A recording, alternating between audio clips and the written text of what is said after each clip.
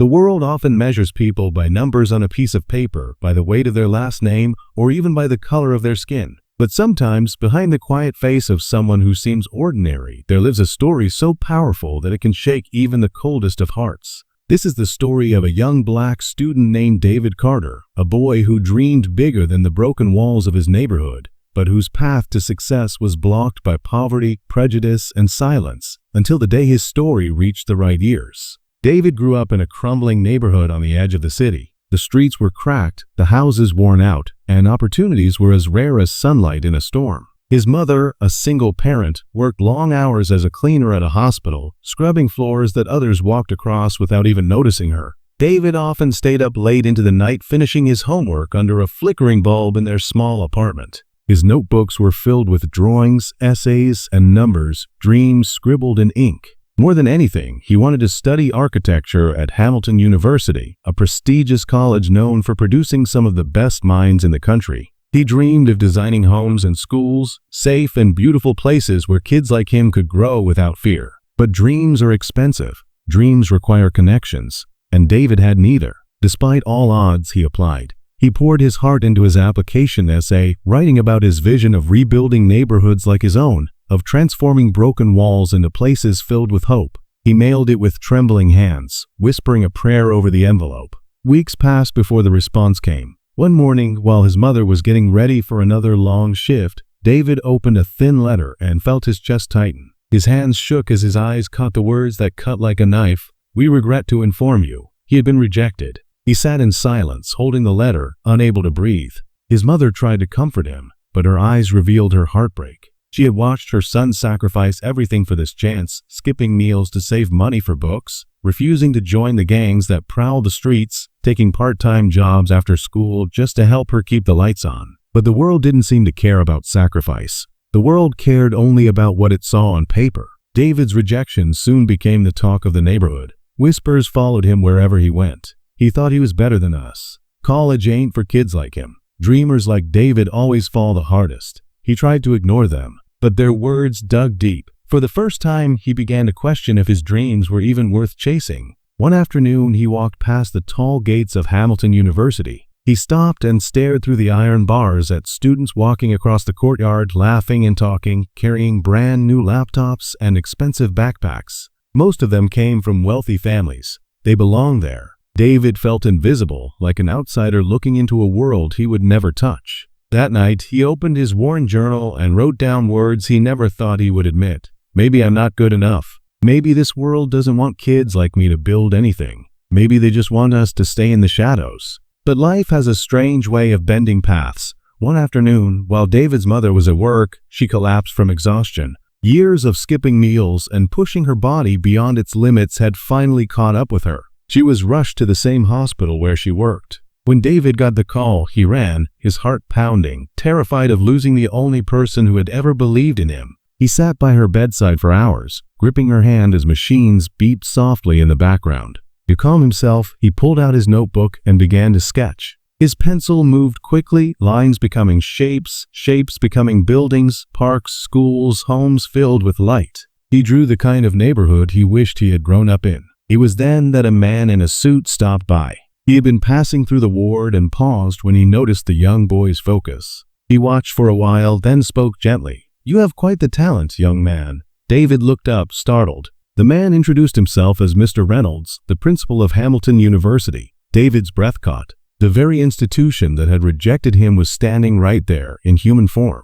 Mr. Reynolds asked about the sketches. David hesitated, then slowly opened up. He talked about his love for architecture, about wanting to rebuild broken neighborhoods, about believing design could change lives. The words poured out of him, not as rehearsed speeches, but as raw truths he had never shared with anyone outside his family. And then he revealed things he had kept hidden in his heart. How, after his father abandoned them, he had started working part-time jobs at just 14. How he used his small earnings not only to help his mother, but also to buy groceries for neighbors who were struggling. How he tutored younger kids at the community center for free, just to keep them away from gangs. His grades had slipped at times, not because he wasn't capable, but because life had demanded he be more than just a student. He had to be a provider, a protector, and a leader. As David spoke, something shifted in Mr. Reynolds. The rejection letter that had seemed routine now felt like a grave mistake. That night, David went home unaware of how deeply he had moved the man he had met. But the next morning, Mr. Reynolds sat in his office with David's words echoing in his mind. He pulled out David's file, rereading his essay with fresh eyes. The sentences that once looked ordinary now felt profound. The sketches he had overlooked now told a story. For the first time, he realized that the numbers on a report card could never capture the weight of a boy's life, nor the fire in his heart. And at that moment, the principal of Hamilton University made a decision that would change David's life forever. The following days moved slowly for David. He went about his routine, carrying the weight of disappointment in his chest, never realizing that the rejection which had crushed him was now being questioned in an office he thought had already forgotten his name. Mr. Reynolds could not shake off the image of the boy sketching quietly by his mother's hospital bed. The determination in his voice, the humility in his words, and the truth in his story had unsettled him in ways years of polished interviews and rehearsed essays never had. This was not just another applicant. This was a life on the verge of being wasted if someone didn't step in. Mr. Reynolds arranged a meeting with the admissions board. At first, his colleagues were skeptical. They argued that rules were rules, that exceptions created chaos, that David's grades and scores did not match the competitive standards of Hamilton University. But Mr. Reynolds refused to remain silent. He spoke with a conviction that silenced the room. He told them about the boy who had been forced to carry responsibilities no teenager should carry, who had spent nights tutoring children instead of sleeping, who had worked jobs meant for grown men just to keep his family afloat.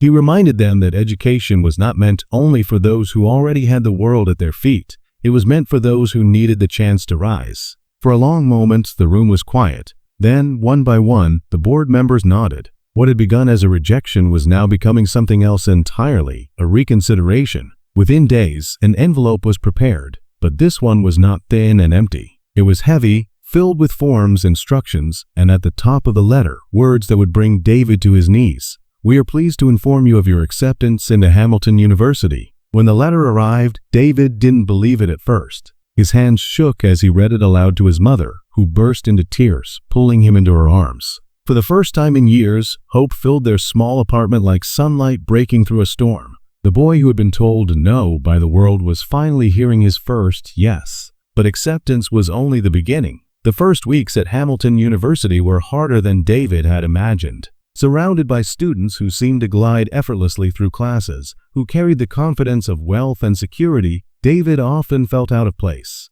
His clothes were simple, his books second-hand, his laptop borrowed from the community center. There were days he skipped meals to save money, nights he stayed awake struggling to keep up with assignments after finishing shifts at his part-time job. Some students whispered behind his back, calling him the charity case, but David refused to let their words break him. He carried himself with quiet dignity, pushing forward even when every step felt heavy. Mr. Reynolds kept an eye on him from a distance, silently rooting for the boy who had already proven his worth beyond grades. It was in the small things that David shined, in the way he asked thoughtful questions in class, in the way he helped a classmate struggling with a project, in the way he stayed after lectures, sketching designs that left even professors impressed. Slowly, he began to find his rhythm. One afternoon, during a campus exhibition where students displayed their architectural concepts, David unveiled a project that stunned everyone. It wasn't a design for some fancy skyscraper or a luxury resort like many of his peers had created.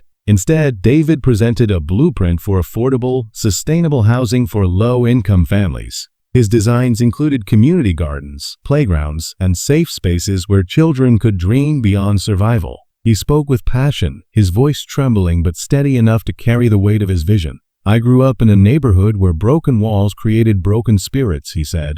I want to build places where families can feel safe, where children can believe in tomorrow. The room fell silent. Professors leaned forward, students stopped whispering, and even the most skeptical eyes softened. At the back of the room, Mr. Reynolds watched, pride swelling in his chest. This was the boy they had almost turned away. This was the story no one had cared to read until it was too late. And now he was standing in front of them, not just as a student, but as a reminder of why education mattered in the first place. As the years passed, David's journey was never without struggle. There were setbacks, sleepless nights, and moments of doubt. But with each challenge, he rose a little higher. His professors recognized his brilliance, his peers began to respect him, and slowly, the boy from the broken streets began to carve his place in the world. By the time he graduated, David had not only earned his degree, but also the admiration of those who had once doubted him. His final project, a full model of a redesigned neighborhood based on his childhood streets, was displayed proudly at the university, a symbol of resilience and hope.